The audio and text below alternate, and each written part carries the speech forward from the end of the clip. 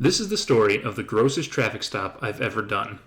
One day, when I was driving down the road, I saw a vehicle with a license plate that had expired about 18 months ago.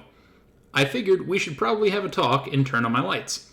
The driver pulled over, and when I got to the vehicle, I saw there was a passenger in the front seat as well. Not a big deal. I introduced myself and gathered their information.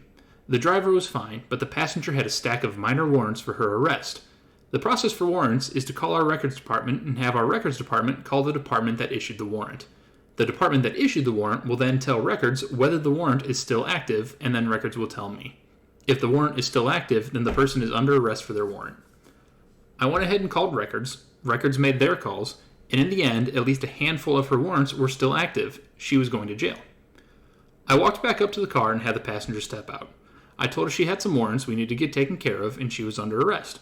She turned around with her hands behind her back, but as I took hold of her to put the handcuffs on, she started tensing up. Now, when someone tenses up at this point, it usually means one of two things. Either they're about to try and fight, or they're about to try and run.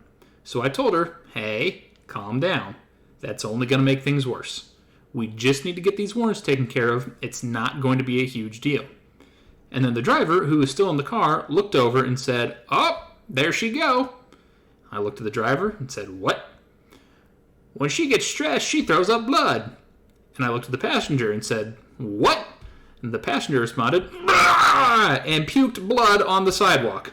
I said, holy shit, and then she puked even more blood. My assist showed up, and the first words out of his mouth were, oh, what the fuck?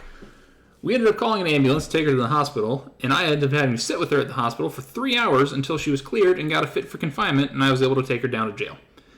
The lesson learned here is that it is best to get someone into custody before confirming their warrants. That way, if they start puking blood, you can release them on scene to go with God and not have to deal with that.